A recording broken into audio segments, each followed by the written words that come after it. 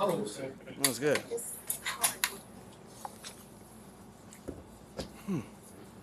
There's a Light box? no. There's a somebody bust out some potpourri. No. Barry, did I see a potpourri flake fall out of your pocket? Injuries. No, well, not specifically injuries as much as a twist on injuries. So you have Nick Needham, you have Rob Jones, you have Jeff Wilson eligible to practice this week.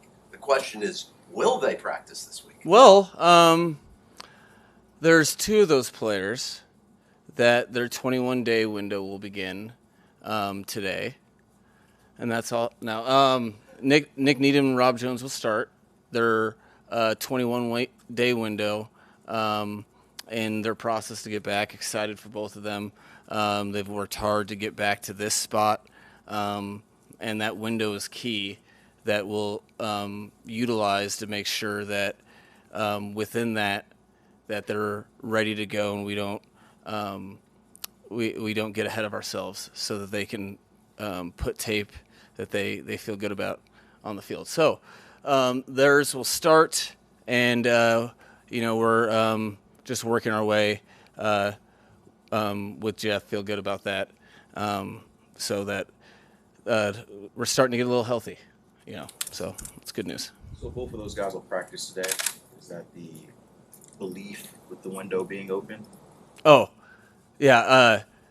I meant to be clear. They are both practicing today to start the window. They're going through the window and going outside to practicing. They're not staring out of it. But my apologies. Yeah, they'll be practicing today, which will be their first. Mike, another IR question. I was hoping. Yeah, I got housekeeping. A couple days after Senatron was going to be out for weeks, have you decided whether it will be placed on IR and miss at least 4 games? I think it's a little early. We're like I just wanted to, be clear when I can't have a little bit of concrete information. That the weeks hasn't changed. He's feeling pretty solid relative to where he was worried he would feel. What does that mean? It doesn't. I mean, sometimes you can feel bad, and then it's. So we're just making sure that we have our minds firmly wrapped around it, so we can make the best decision for the Dolphins, but not ready to do that yet. All right, see you guys later. How about Deshaun Elliott? How is he doing right now physically? Oh, he's. I'm proud of him. Had a talk with him just before I came up here. Just again reinforcing, hey, the team needs you to not rush the process out of competitiveness, and he understood that, and he feels solid. So we'll see how it progresses through the week. But it's that you have to be very, very mindful of what doing right by the players, which is doing right by the team, and making sure that guys. I'm never in the habit of urging and pushing people there. Generally, that's a bad idea. So we have a lot of good situations where guys, we kind of have to protect people from themselves. That means you have the right type of players. And I feel good about him being able to participate today. And I feel good that he will do his best not to press the envelope, so to speak, on today, which is the Wednesday in preparation for the Giants, which is the only day that I know. In regard to defensive personnel decisions, hey, maybe this guy should start, maybe this guy should play more, as well as game plan strategy heading into the game. I'm curious, how much input have you had? Do you want to have? How do you approach all that? Well, I kind of approach it like, how much of the final score am I accountable for? Okay, well, then you hire the right people, you work with the right people, and then you very much value every piece of information that they take on. If you have the right people, I have great conversations with the whole defensive staff and Vic, and I will hear them out. And then if my opinion differs, I make sure to explain why, and we move forward as a concerted unit. So we ultimately, every decision we end up agreeing upon. It doesn't mean we started that way, and sometimes it's not about who's trying to no one knows the right answer when you have available players that are competitive and all have their own skill sets. You kind of have to balance a lot of things. I'm happy with where we're at as a coaching staff. Our communication's been great, specifically after as we got into the regular season to kind of get a feel for these type of things. But everything that happens on the football field is the result of a lot of people's work, and all the successes are a bunch of people contributing to each other. But I think it's important for myself to, everything that happens on the football field, I'm 100% accountable for, because I know, can I change everything myself? Absolutely not. I barely do anything as it is, but I can have the right person that can get that done. So that's been a cool process. We've had to go through that exercise several times, because we have good players aplenty, and there's a lot of places where there's high competition, and there's different reasons to go one direction or the other each and every week. So I think that's important in the coaching staff as the season progresses, for sure. What's your feel at this point on Jalen Phillips, if he'll be able to gear towards going Sunday? I actually have to resist against myself, because I get pretty hopeful and optimistic because I just really enjoy watching him play, and I know his teammates really love playing with him, because they're guys with relentless motors. They're infectious, and I know he has put just as much, if not more, into the offseason as anybody in that locker room. Has high expectations for himself, and is learning an invaluable lesson on how in the National Football League the game has to come to you to some degree. Sometimes when you're ready to do something, your body doesn't agree. And I felt good with how he's handled a frustrating time for him, because he's been at his game's highest, and he's a passionate football player, and he's in a great spot. So I honestly I'm hopeful, but we'll do the right thing. I know he's progressing, and the last thing we want is for one of the guys that we count on to produce to be having that lingering issue all season. So it's a fine balance. Fortunately, we have the guys to step up, when called upon. I think, there's games that we've exemplified that, like I can't even remember who we played. Patriots? Yeah. But we'll see, and I know he's trending in the right direction. I just don't know exactly when that's going to be. One more big one's Connor Williams.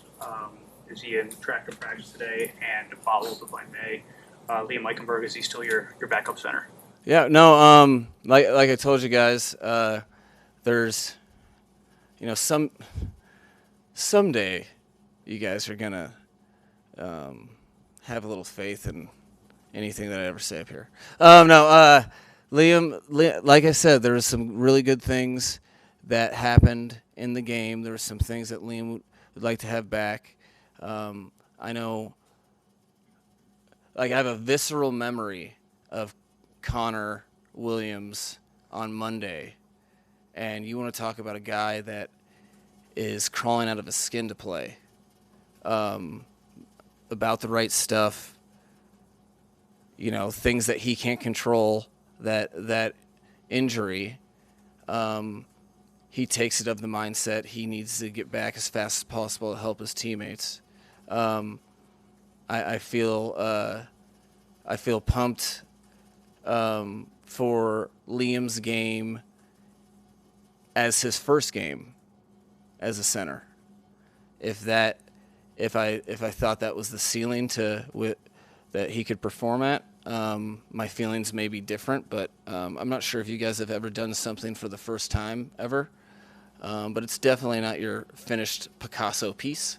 So I'm happy with where he's orchestrating the offense through the center position, making the calls, and he'll be there if needed, and I'm sure we're gonna get a cool practice week from him, because he enjoys the opportunity, the challenge, and pulling it back to the only thing that I do know, he's got a great one because there's a really big former Clemson Tiger, is that their Tiger, that we'll be going against here with the New York Giants and their defensive line, which is the biggest that I've ever seen in my NFL career. So we got cool challenges, a lot of cool stuff to work on this Wednesday for practice, which is what I know you guys are geeked up for. So am I. Mike, I know the old cliche is that. Sorry. Wanted to ask you, Giants gave up 11 sacks on Monday night, a number you rarely see in the NFL.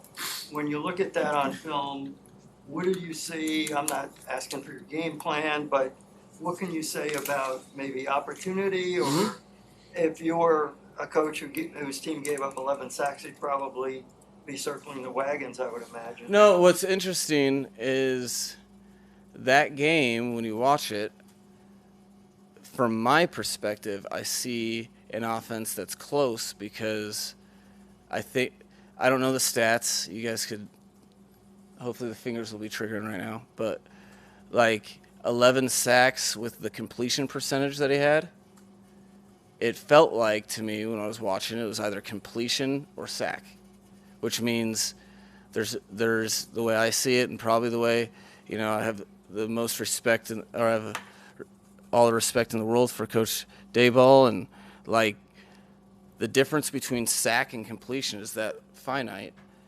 You have, if you take the sacks out and just look at whatever, he'd probably have a pretty high quarterback rating because the completion percentage was high.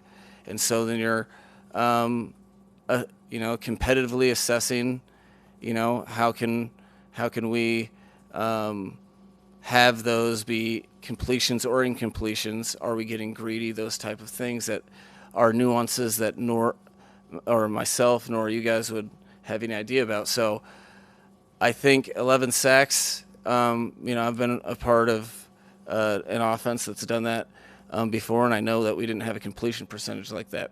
So football is a long process. They diligently work at it. They've had plenty of success in this league, and I wouldn't I think it's short-sighted to just say, okay, 11 sacks and whatever, off the rip, you're like, okay, we'll block. There's a lot of things that go into that. A lot of credit should be given to the Seattle Seahawks, who were playing very, very hard. I think they would feel the same way too. But there's, I'm more focused showing the team how they're functioning outside of those sacks, because what happens if you have that and you eliminate some of those sacks? Probably have a pretty good offensive day. So that's what I saw from it.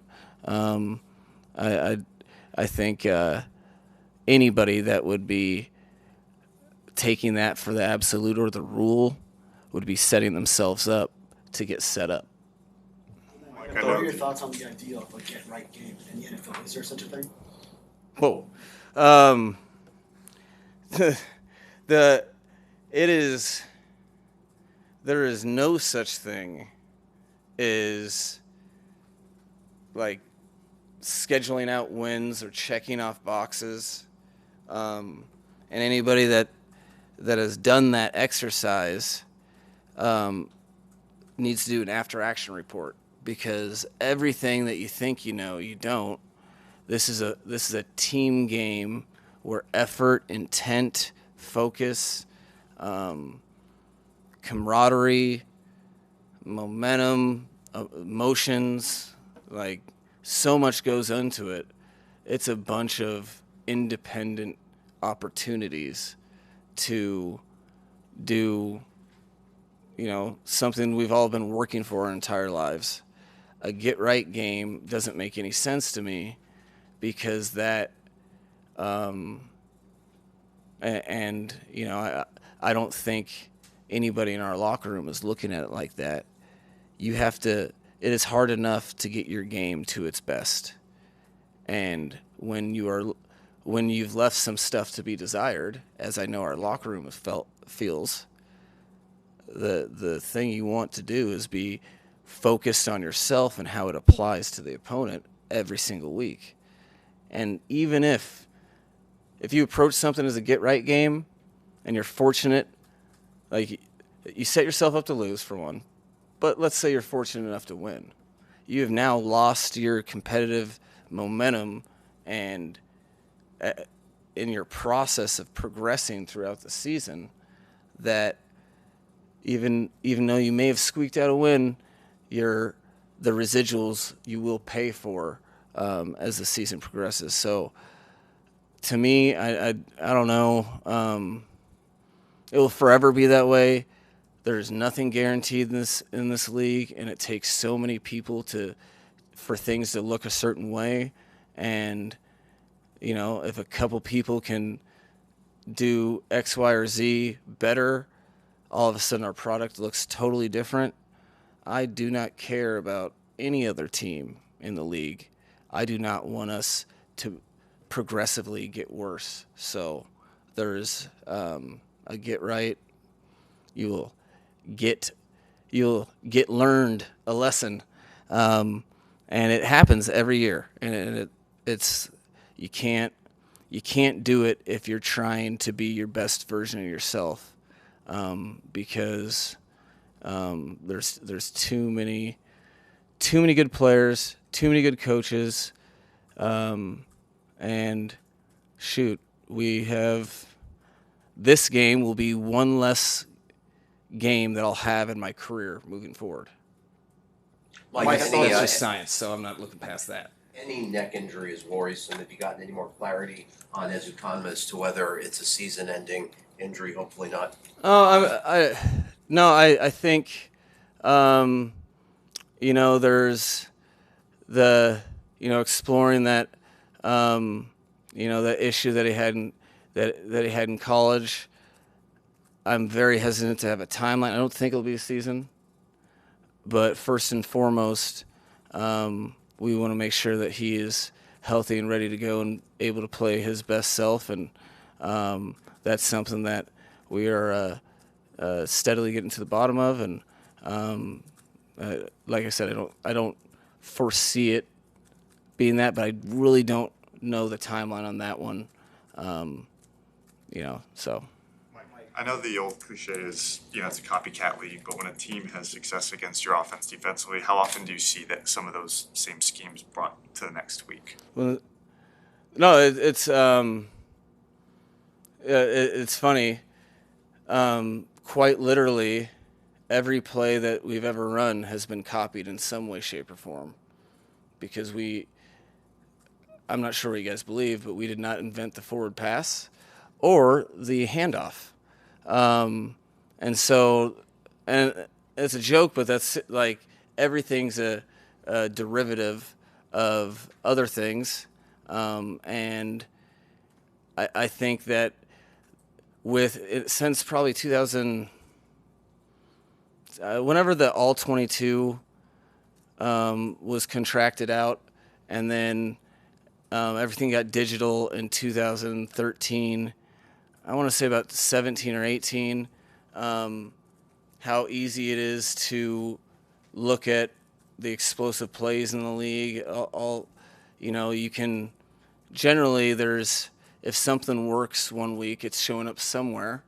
And to the point that I know there's a lot of defensive coaches. Don't be mad at me. He was just stomping his space bar. Finish the question. I still have to talk about injuries. But you don't. What was I talking about? Space bars. So copycat. So that's real. And I know there's a lot of defensive coaches, ours included, that you see something that works that's a problem play. You don't know if the other team's running it. You're repping it in practice because it's gotten to that point where you know that if something works, everybody's trying to have their plays work. And, I think the bigger thing is that the players to execute something that other people think is of quality enough to try to replicate that, I think that's pretty cool. And 100% of the time, I've been drawing up plays since 2005. Players execute them, and then they're cool plays. Along those lines, you want to take a Cam? Because I know you. I love these teammates, man. Maybe we can do a 2-for-1er with two voices. Yeah, why don't we both go? There we go. I just want to ask something along those lines. The Giants defense isn't known for doing what the Bills did, playing a lot of too high. They're known for blitzing, cover 1, cover 0. How surprised would you be to see them kind of completely flip the script and do something completely that off their tendencies? The objective on all three phases is that you're good enough at your craft so that the norm is unexpected. I've been fortunate to be in situations where I've been good on good offenses, and I remember one year playing versus 21 personnel, actually playing Buffalo. They played us 100% in nickel, and the next week we got all heavy 3 defensive backs from Washington. That is something that if you're challenging enough, it's to be expected. You kind of hope that that's an earned right. I don't think, I don't foresee, people generally don't change their DNA. They we'll definitely see some stuff that we haven't seen. But that's something that you hope to experience and get good at, because if you're having the appropriate success that you're trying to work for, that is quite literally the norm. So every single game we've had a little bit of nuance to each defense that we weren't really expecting or had seen. The hope is to have more of that, but you have to earn that, and you have to earn that through real execution of stuff. And the same thing goes for the defense and special teams. Our team wants to give reason for opponents to have to adjust, but people generally don't want to, and want to play their game, and you have to be prepared for both at all times. So, they could have one-man rush the whole game, and the players are going to expect to execute. The players aren't going to hear, well, I've never seen that. Who cares?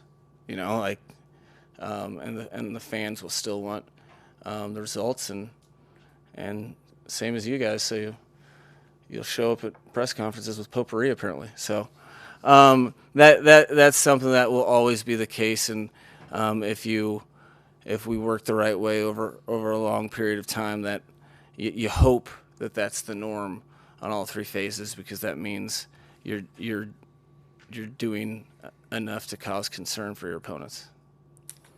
All right. Practice, huh?